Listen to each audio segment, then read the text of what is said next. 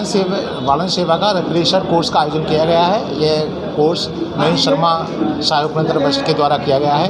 इस अवसर पर deputy chief warden Jaiveer Singh और नवीन पार्षद और सेवरे स्टाफ अफसर और अन्य वार्डन उपस्थित हुए। वार्डनों को यह अवगत कराया गया नाव सुरक्षा गठन के विषय में कि डिवीज़न कितनी जनसंख्या पर होता है, डिप्टी डिवीज़न वार्डन क्या होते हैं, पोस्ट वार्डन कितनी संख्या पर, सेक्टर वार्डन कितनी संख्या पर, पार पार्टन कितनी संख्या पर होते हैं, इन सभी का बोध कराया गया। इसके बाद में सभी को अपने अपने कर्तव्यों के विषय में अवगत कराया गया। ये भी अवगत कराया गया सिविल डिफेंस में भर्ती होने के समय क्या योग्यताएँ होनी चाहिए, क्या क्या हमारी जिम्मेदारियाँ होनी चाहिए, इन सभी बातों के विषय में इन सभी उपस्थित वार्डों को ये बताया गया है। उम्र फायर फाइटर के लिए 15 वर्ष होनी चाहिए और वार्डन सेवा के लिए 21 वर्ष कंप्लीट होनी चाहिए।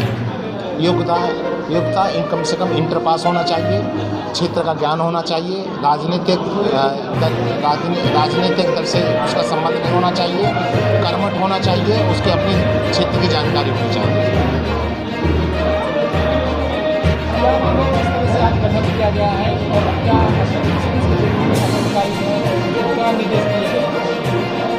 देखिए, नागरिक सुरक्षा विभाग किसी भी हवाई हमले या बाहरी आक्रमण या आपदा के समय के लिए 1962 में भारतवर्ष में गठित किया गया था और इसकी एक प्रमुख सेवा वार्डन सेवा है।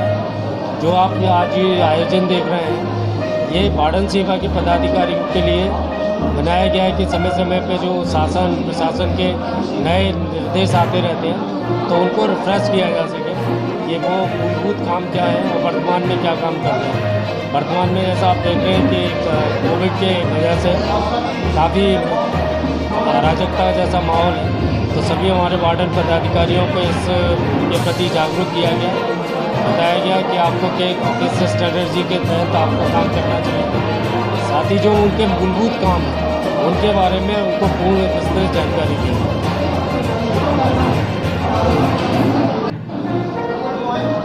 क्या नाम है आपने कोरोना की दूसरी लहर आ रही है, कार्यकर्ता है, किस तरह से अब उसका सामना करेंगे और क्या निर्देश दिए गए सेक्टर वाइज? मैं Anil Kumar Garg, deputy chief warden Agra के पद पर कार्यरत हूँ।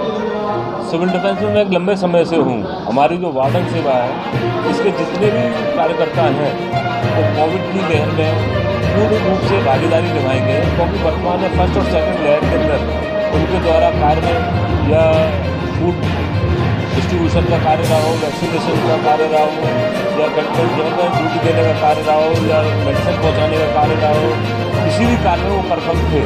आज मेरा सबसे कहना यही है कि आप थोड़ा दूरी बना कर रखें और मास्क पहन कर रखें।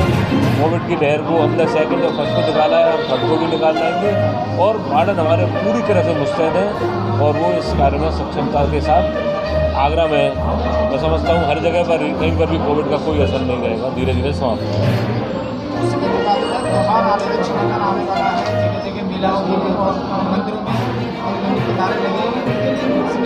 उनके लिए शासन द्वारा बराबर गाइडलाइन आती है। आगरा जिला प्रशासन जिलाधिकारी द्वारा स्वयं देखते हैं और वो किसी भी कार्यक्रम के लिए जहाँ पर भीड़ इकट्ठी हो कोई भी परमिशन नहीं दी जा रही है और जहाँ पर जिन लोगों के लिए परमिशन 10, 15, 20 लोगों की दी जाती है, मंदिर में 5 लोगों की दी जाती है, वहाँ पर मास्क लगा कर रखें, दूरी बना कर रखें। इस बात का तो ध्यान रखना ही है और आगे हमेशा हमको ध्यान रखना पड़ेगा, क्योंकि अब वो समय चला गया जब भीड़ और आयोजन और मेले बहुत जोर से करते थे, भीड़ इकट्ठी करते थे।